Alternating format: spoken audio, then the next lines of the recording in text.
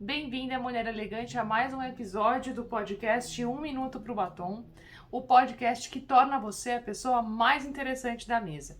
E hoje eu vou trazer um assunto principal, Maria Antonieta, e ao redor dela uma série de coisas. Uma das coisas que vem com ela é o fato da gente saber, a gente sabe muito bem que a Revolução Francesa, o período que ela estava casada com Luís XVI foi o período em que estourou a Revolução, que durou mais ou menos 10 anos. E foi ali que surgiu a direita e a esquerda. Não vai ser nada político, é bem rápido, mas saber sobre isso é um assunto interessante de se colocar em alguns momentos. A outra coisa, a gente vai falar um pouquinho sobre como a Maria Antonieta deve ser revisitada. Porque você, através das pinturas, a gente consegue observar como ela também era simples. E os historiadores já estão reparando nisso, já estão estudando isso e vão trazer, de repente, não uma nova Maria Antonieta, mas uma nova faceta que talvez tenha sido pouco vista. E o mais importante que você vai ver hoje é exatamente quais são os erros de gestão de imagem, de marketing pessoal que a Maria Antonieta cometeu que você não pode cometer. O podcast agora também está no YouTube, porque muitas vezes eu vou trazer imagens, então vocês vão poder acompanhar por lá, mas quem estiver ouvindo no Spotify, não se preocupe, você pode ir lá depois no YouTube ou nos stories do meu Instagram, quando você puder. Esse é um podcast delícia de se ouvir sozinha, tomando, alguma bebidinha, um suco de uva, ou de repente indo para o trabalho, voltando para casa, vou tomar um banho, enfim, esse é um podcast para você curtir sozinha, prestar atenção e relaxar. Muitos pensam que Maria Antonieta era a rainha do rococó, né? Naquela época, gente, naqueles séculos, a gente ainda falava em séculos, né? Então, hoje em dia, de uma semana para outra, muita coisa mudou. Naquela época, a gente variava muito pouco dentro de um século. E o estilo que veio de Luís XV foi justamente o estilo rococó, que é aquele estilo cheio de firulinha, rendinha, babadinho, coisinha pequenininha, aquelas cortinas, aqueles móveis cheios de detalhes. E quando ela entrou, quando ela se casou com Luís, ela ainda era Delfina, porque ele ainda era Delfim. Depois ele se tornou rei. E Maria Antonieta veio dessa moda do Luís XV por causa da corte e aí acabou indo pro neoclássico depois. Mas e aí, o que é neoclássico, Nicole? O estilo neoclássico, ele veio justamente ali, ele pega o final da Revolução Francesa, que é um estilo mais simples. É um estilo onde aquela pomposidade toda já não faz mais o menor sentido. Eles estavam entrando ali em 1800, século XIX, isso tudo vai se perder com o tempo, o espartilho some. Não totalmente, as famílias mais tradicionais mantinham, mas a maioria das pessoas já começam a usar o robe anglaise. Esse robe anglaise é uma camisola, tá? As pernas, o final das pernas por um período foi transparente, mas depois ele ficou com uma camisola marcado ali abaixo do busto, que foi amplamente divulgado pela Josephine, que foi casada com o Napoleão Bonaparte. Por conta dela ter aparecido nos quadros, falam que ela foi a pessoa que depois dela o vestido Império surgiu. Na verdade, esse nome Império justamente veio por conta da situação ali dela, mas a silhueta dizem que apareceu inclusive primeiro na Inglaterra do que na França. Enfim, chega de neoclássico, é mais ou menos isso, ele é mais simples, tá bom? A Maria Antonieta realmente ela tinha esse lado do luxo, ela amava joias, ela valorizava muito as joias, mas a roupa era mais simples. Um retrato que foi feito numa exposição importante da época por Elisabeth Vigée-Lebrun, ele retratou ela com uma camisola assim super simples, na verdade não era uma camisola de dormir, mas era uma roupa mais camponesa, era uma coisa que fazia mais sentido na Inglaterra, e ela era austríaca e para ela aquilo ali era a moda que ela gostava de usar. E quando aquilo foi para exposição foi um super de um escândalo, a corte achou um absurdo, os aristocratas ficaram malucos e aí pediram para ela refazer o quadro. E aí o quadro já aparece ela assim bem mais pomposa. O que a Elizabeth fez? Ela usou praticamente a mesma pose, só vestiu ela com um vestido mais elegante. A pintura era a forma como o povo conseguia enxergar a nobreza, conseguia enxergar os imperadores. era literalmente o marketing, era a forma de se comunicar com o povo e com a aristocracia, com os nobres também. Acontece que a coitada da Maria Antônia, opa gente, minha filha é Maria Antônia, acontece que a coitada da Maria Antonieta não conseguiu agradar nem os gregos nem os troianos, porque a aristocracia considerava ela uma estrangeira, austríaca. E o povo estava passando fome, e eles empoavam o rosto e o cabelo com farinha de trigo, porque era moda, porque eles diziam que empoar o cabelo deixava os cabelos brancos e aí ressaltava como o rosto era mais novo. Era o que eles tinham na época para fazer. E, gente, esse foi um dos motivos da farinha acabar. Juro por Deus que esse foi um dos, não foi todo, né, o todo, mas foi um dos motivos para as pessoas passarem fome. Não totalmente, mas assim, o pão deixou de ser feito em parte por esse motivo. A gente sabe que o problema do reinado, ele não foi culpa, a rainha déficit, como se chamam, a Maria Antonieta, né? Não foi culpa dela. Ela promovia festas, era um negócio soberbo, era um negócio absurdo, ok.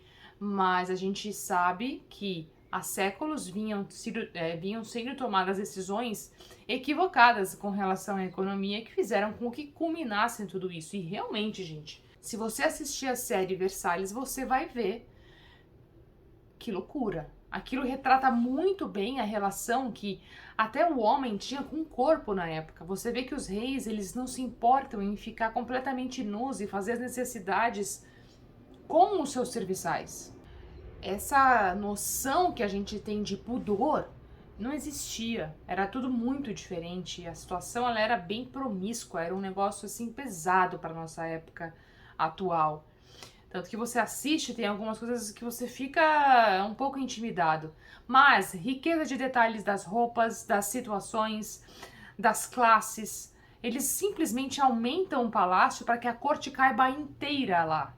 É surreal. Eles tinham uma distância da realidade do povo que era algo absurdo. Mas Maria Antonieta, não é nem Antônia nem Elizabeth, não foi a responsável por isso. Ela participou, ela estava no estopim da situação, né? E não sei se vocês sabem, a bandeira da França até então ela tinha cor branca. O azul e o vermelho vieram justamente da Revolução Francesa. A Revolução Francesa, ela durou mais ou menos 10 anos, tá?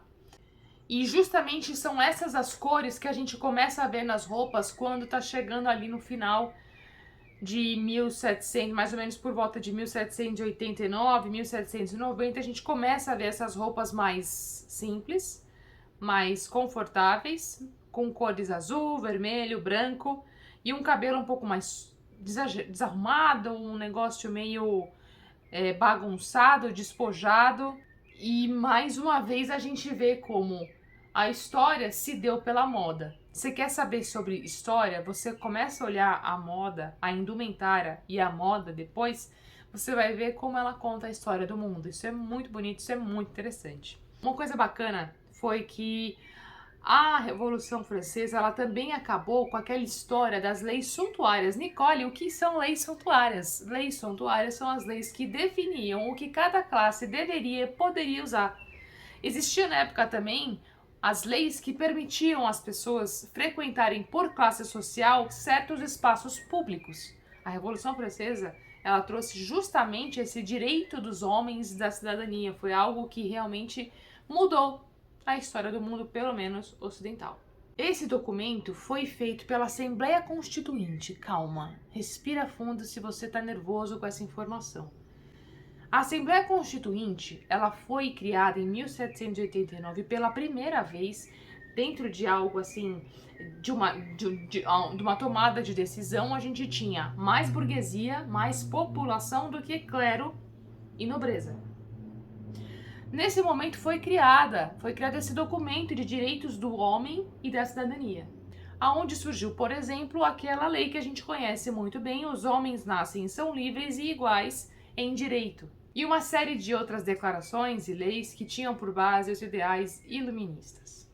Aí, pessoal, começou a ficar aquela questão: bom, e o rei? Ele vai ser como na Inglaterra, onde tem uma figura, mas ele não tem o poder? Ou ele vai continuar com o poder? E assim a Assembleia começou a se dividir em partes. A gente tinha os patriotas moderados, que eram os burgueses, que eram um pouquinho mais conservadores, que queriam uma mudança mais gradual. A gente tinha os patriotas mais radicais, que eram a burguesia, faziam parte deles a burguesia mais, como diz o nome, radical e queriam mudanças mais extremistas. Tinha gente da nobreza e do clero que não queria mudar nada. Para ele estava bom do jeito que estava e queria, obviamente, fazer a manutenção dos privilégios históricos. E tinha o partido monarquiano. Esse grupo procurava preservar a monarquia constituinte, uma coisa meio à la Inglaterra, tá? E aí o que aconteceu foi que se juntou, então, em dois grupos mais ou menos, foi literalmente ocasional, foi para a direita, as pessoas que tinham um lado mais conservador na história, e foi para a esquerda os mais radicais. Pim! Nascemos aí, né? A gente tem aí, então, a primeira nuance de direita e esquerda. Chega de política, vamos falar agora por que Maria Antonieta podia ter acertado muito mais no seu marketing pessoal e mudado talvez um pouco a história ou prolongado um pouco aquela questão de perder sua própria cabeça. Bom, no final das contas, o que a gente tem aqui que eu separei para vocês? Uma imagem positiva é de extrema importância em qualquer situação. Analisando o seu papel profissional, pare e pense quais são os elementos da sua personalidade, do seu conhecimento adquirido que você deve ressoar.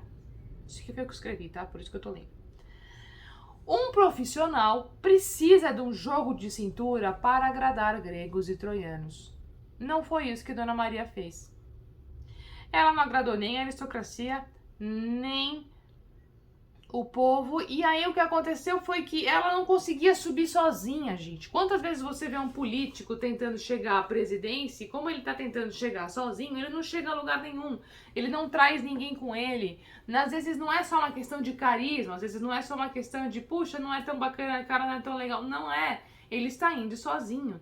Ela não trouxe mais ninguém com ela, né? Isso é uma coisa super importante que a gente tem numa questão profissional.